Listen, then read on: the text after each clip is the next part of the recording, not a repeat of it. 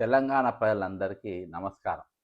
ఈరోజు తెలంగాణ ప్రభుత్వం అంటే కల్తీ కాంగ్రెస్ లేకుంటే తెలుగుదేశం కాంగ్రెస్ అంటే రకరకాలుగా కాంగ్రెస్ గానీ ఇయాల ఒరిజినల్ కాంగ్రెస్ ఇదే గాదు.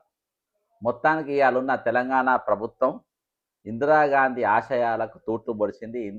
ఇందిరమ్మ ఇండ్లకు తూట్లు పొడిచింది. ఎట్లా పొడిచిందో చెప్తా. మునుపు ఎన్నడూ లేని విధంగా ఇందిరమ్మ ఇండ్లు మొదలైన నాటి నుండి నేటి వరకు ఎప్పుడు పెట్టనటువంటి ఆంక్షలు ఈరోజు బతికొచ్చినోళ్ళు కాంగ్రెస్ పార్టీకి బతికొచ్చినోళ్ళు పెట్టిండ్రు. ఎందుకంటే ఇందిరాగాంధీ పైన ఉన్న అక్కస్సు, ఇందిరాగాంధీ పేరుకు అంటే ఆ పేరు ప్రజలలో చెరిపివేయడానికి, ఇందిరమ్మ రాజ్యం అనే పదం ఇగ ప్రజలు ఎవరు కూడా దీన్ని ఒక భూతం లెక్క చూడాలని మొట్టమొదటిసారి ఆంక్షలు ఇందిరమ్మ ఇండ్ల నిర్మాణం పైన ఒక ఆంక్షలు పెట్టుకుంటే ఒక జీవో తీసిండ్రు.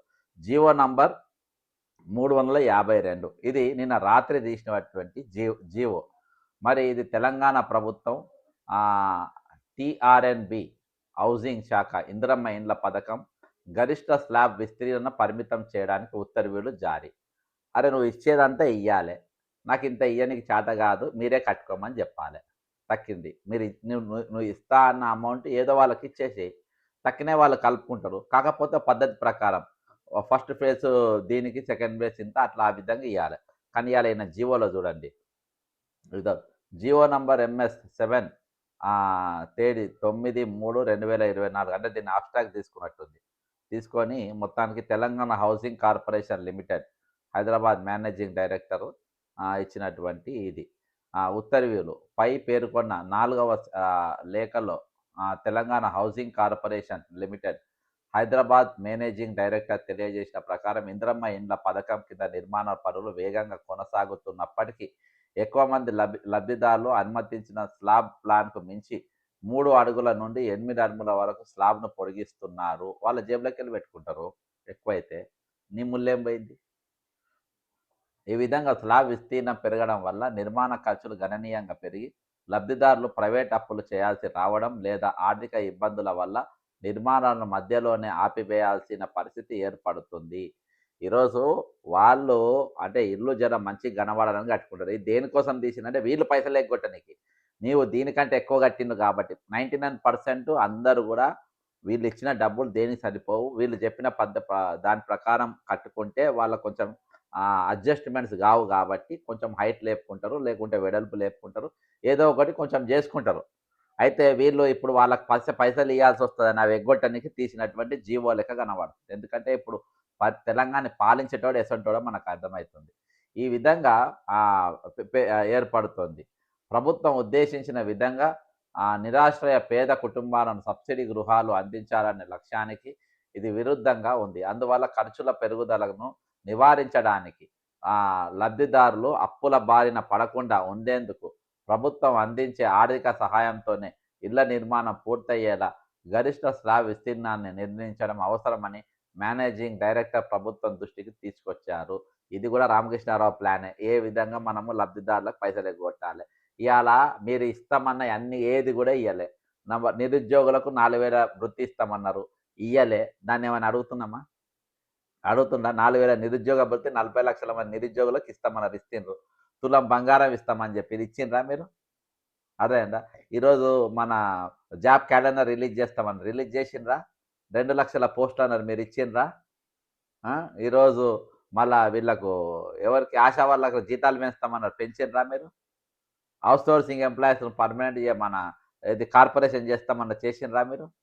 ఇలా ఏ పథకం నిలబెట్టినని ఈ పథకానికి మీరు తూట్లు పోవడానికి పెట్టినటువంటి జీవో ప్రభుత్వం పరిశీలించిన అనంతరం కింది ఆదేశాలు జారీ చేస్తుంది. ఇంటి ముందు భాగంలో మాత్రమే 3 అడుగుల వరకు, మిగిలిన 3 వైపులా 1 అడుగు వరకు మాత్రమే స్లాబ్ పొడిగింపుకు అనుమతి ఉంటుంది.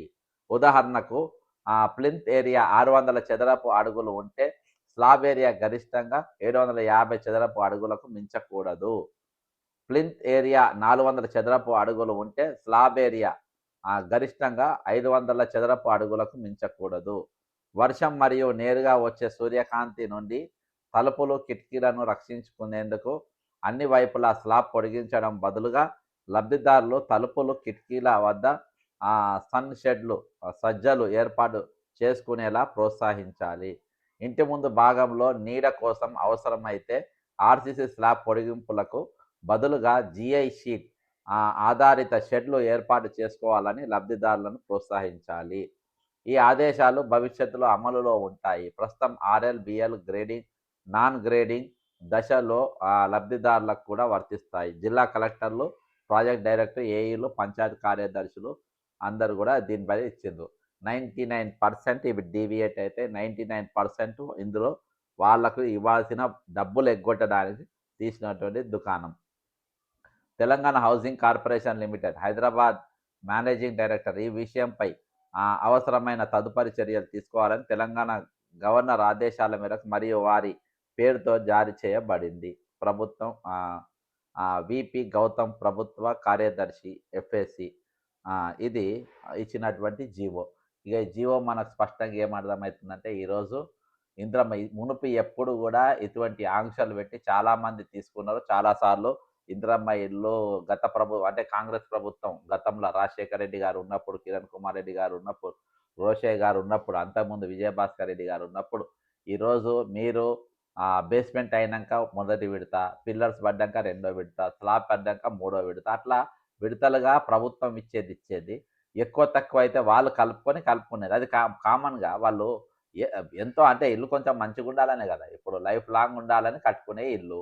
దానికి పేరు ఇంద్రమ్మ ఇల్లే ఉంటుంది కదా. వాళ్ళు రూపాయి కట్టుకుంటారు, వాళ్ళు అప్పు తెచ్చుకుంటారో సప్పు తెచ్చుకుంటారో ఎక్కడికైనా తెచ్చుకుంటారో 1,00,000-2,00,000 కలుపుకుంటే ఇంకా ఇల్లు మంచిగా అవుతుంది. ఆశ వాళ్ళకు పొదుపు సంఘాలకి లోన్లు ఇస్తారు, అందులోకి లోన్ తీసుకుంటారు కావచ్చు. అంటే ఈరోజు ఎటు పోయి ఈ ఇల్లు వాళ్ళు కట్టుకునే ఇల్లు ఎగ్గొట్టడానికి, వాళ్ళు కట్టుకునే డబ్బులు ఈరోజు ఇవ్వకుండా ఉండడానికి ఈసోటి జీవో దిక్కుమాలిన జీవో తీసుకొని వచ్చింది ఈరోజు. అంటే పేదలంటే ఎంత అలుసో రేవంత్ రెడ్డికి, ఈరోజు వాళ్ళని ఏ విధంగా వాళ్ళపైన దాడి చేస్తుందో, ఏ విధంగా పథకాలు నువ్వు ఇచ్చే పథకాలు అంటే ఈయన జేబులోకి వెళ్ళి రూపాయి పోవద్దు, ఎవ్వరు కూడా పోవద్దు. అది రిటైర్మెంట్ ఎంప్లాయీసే కానీ, ఈరోజు నిరుద్యోగులకే కానీ, అవుట్సోర్సింగ్ ఎంప్లాయీస్కే కానీ, ఆశా వర్కర్లకే కానీ, ఈరోజు రిటైర్ అయిన వాళ్ళ పైసలు వాళ్ళ పోవద్దు. ఈరోజు వాళ్ళ డబ్బులు మాత్రం వీళ్ళు గుంజుకోవచ్చు. వాళ్ళ డబ్బులు గుంజుకోవడానికి ఈరోజు జీతంలోకి వెళ్ళి మేము ఆరోగ్య ఎవడు అడగలే, ఎవడు అడగలే అంటే వాళ్ళ పైసలకి వెళ్ళి దొబ్బుకో తినడానికి, అందులోకి పైసలు మిగిలించుకోనికి వేసిన ఎత్తుగడ. ఈరోజు ఈహెచ్ఎస్ కార్డులు అని చెప్పి 1.5 జీతం వాళ్ళ జీతంలోకి వెళ్ళి కట్ చేసుకొని పెట్టుకుంటా ఉంది. ఇన్సూరెన్స్లు ఇస్తా ఉంది. దేనికోసం ఇస్తుండ్రు? మీకు లాభం. ఎవడు అడిగింది ఇవన్నీ? ఇవన్నీ ఎవడు అడిగిండు? అడగకుండా మీరు ఇచ్చేటి మీ లాభం కోసం. అందులో మీకు లాభం వస్తుంది కాబట్టి మీరు ఆ పని చేస్తుంది. మీకు లాభం లేకుండా ఆ పని చేయరు. ఈరోజు ఇందిరమ్మ ఇండ్ల కూడా ఈ జీవో 352 జీవో తీసింది దేనికనంటే ఈరోజు మీరు పైసలు మిగిలించుకోనికి. ఇక ఇప్పుడు ఏఈలు, డిఈలు ఇన్స్పెక్షన్లోకి పోతారు. వీళ్ళు ఏది జీవో ప్రకారం ఇంత ముందుకు వచ్చిండ్రు, అంత పైకి పోయినరు, ఇంత కట్టిండ్రు, అంత కట్టిండ్రు అని చెప్పి వాళ్ళ దానిపైన ఈ వీళ్ళు చెప్పినట్టు షరతుల ప్రకారం ఆ ఇల్లు లేదు కాబట్టి ఈరోజు మేము దానికి పైసలు ఇయ్యము, కాబట్టి ఇది ఇంద్రమ్మ ఇంటి కిందికి రాదు అని చెప్పి కొట్టేస్తారు. ఈరోజు మీరు ఏ గ్రామంలో పోయినా చూసినా, ఎక్కడ పోయి చూసినా కూడా వాళ్ళు 101% వాళ్ళ ఇల్లు కొంచెము జీవితాంతం ఉండాల్సిన ఇల్లు కాబట్టి వాళ్ళు కొంచెం మంచిగా ఉండాలి, నాణ్యతతో ఉండాలని చెప్పేసి వాళ్ళు ఒక రూపాయికి 101% కలుపుకుంటారు. 101% వాళ్ళు ఖచ్చితంగా కలుపుకొని దాన్ని కొంచెం మంచిగా కట్టుకునే ప్రయత్నం చేస్తారు. కానీ దానికి ఇంద్రమ్మ ఇల్లే పేరే ఉంటుంది, ఇంద్రమ్మ ఫోటోనే ఉంటుంది, దాన్ని ఇంద్రమ్మ కాలనీ అని అంటారు. దాన్ని తప్ప ఏమనరు. కాబట్టి ఈ జీవోను వెంటనే ప్రభుత్వం ఉపసంహరించుకోవాలి. ఈ దిక్కుమాలిన జీవో తీసుకొని వచ్చి ఈరోజు పేదల నడ్డి విరుస్తాం, ఇంద్రమ్మ ఇండ్లకు తూట్లు కొడతాం.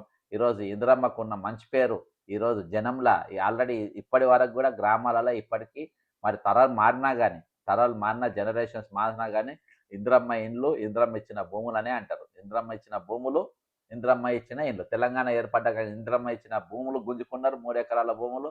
ఈరోజు మీరు ఏది మరి తోటల పేర్లతోని, లేకుంటే మీరు మార్కెట్ యార్డ్ల నిర్మాణం పేర్లతోని, వనం పేరుతోని, ప్రకృతి వనాల పేర్లతోని, ఈరోజు మీరు కంపెనీల పేర్లతోని, లేకుంటే పెద్ద పెద్ద ట్రిపుల్ ఆర్ రోడ్ల పేర్లతోని, ఫ్యూచర్ సిటీల పేర్లతోని ఈరోజు పేదల భూములు మొత్తం ఈరోజు గుంజుకుంటూనే ఉంది. ఇందిరమ్మ ఇచ్చిన భూములు, ఆ రోజు ఇచ్చిన భూములు, ఈరోజు ఎస్ఐన్ భూములు అవి గుంజుకుంటున్నారు.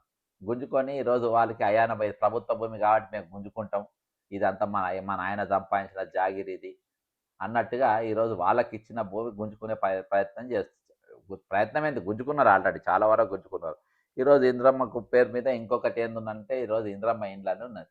ఆ ఇండ్లు కూడా మొత్తం ఎగ్గొట్టాలి. ఊర్లలో ఇందిరమ్మ ఇండ్లు లేకుండా చేయాలంటే ఈ దిక్కుమాలిన ఆంక్షలు పెట్టాలి. ఆంక్షలు పెడితే వాళ్ళకి ఇల్లు వాళ్ళు కట్టుకోలేరు. వాళ్ళకి ఇస్తామన్న పైసలు మనం ఎగదొబ్బొచ్చు. ఆ డబ్బులు కూడా మనకే మిగులుతాయి అని చెప్పి ఏసినటువంటి ఈ ఈ తుచ్చమైన ఐడియాలన్నీ రామకృష్ణారావు బ్రెయిన్‌లోకెళ్ళే వస్తాయి. అంటే జనాన్ని ఎట్లా పీల్చుకొని తినాలే, జనంకెళ్ళి ఎట్లా పైసలు గుంజుకోవాలి, జనాన్ని ఎట్లా ఇది జేయాలే, ఈరోజు మన డబ్బులు పోకుండా వాళ్ళ డబ్బులు ఎట్లా తినాలే అనేది మాస్టర్ ప్లాన్ ఏసేది ఎవరంటే ఈ కుబేర్ రామకృష్ణారావు. ఆయన పేరు ఈ కుబేర్ రామకృష్ణారావు అనే పెట్టాలే. ఈ కుబేర్ రామకృష్ణారావు అనేటోంది ఐడియా ఇసోంటి. దానికి తగ్గ ముఖ్యమంత్రి ఆయన బరాబర్ దొరికిండు. గతంలో కేసీఆర్ గారు దొరికిండ్రు. ఇప్పుడు రేవంత్ రెడ్డి గారు దొరికిండ్రు. ఇద్దరు గూడా అదే పని చేస్తుండ్రు. ఎవ్వరేం సక్కన పని జేయలేదు. వీళ్ళందరూ ఇది అదే పని చేస్తుంది కాబట్టి అందులో భాగంగానే ఆ కుట్రలో భాగంగానే ఈరోజు ఇందిరమ్మ పేరు కనబడకుండా ఇందిరమ్మ చెడ్డ పేరు వచ్చేటట్టుగా చేసుడు. ఇంకోటి పేదలను కొట్టాలే, పేదలకు ఇండ్ల పథకం వాళ్ళకి చేరకుండా చేయడానికి దిక్కుమాలిన ఆలోచనతోని దరిద్రపు ఆలోచనతోని వచ్చింది ఈ జీవో నంబర్ 30 352. కాబట్టి దీన్ని వెంటనే రద్దు చేయడానికి ఈరోజు ప్రజా సంఘాలు గానీ, లేకుంటే ఆపోజిషన్ పార్టీలు గానీ ఖచ్చితంగా పోరాటం చేయవలసిన అవసరం ఉందని తెలియజేసుకొని సెలవు తీసుకుంటున్నాను. జై తెలంగాణ అమరవీరులకు జోహార్లు. ఇంతవరకు సబ్స్క్రైబ్ సబ్స్క్రైబ్ కండి. దయచేసి కామెంట్ చేయండి, షేర్ చేయండి.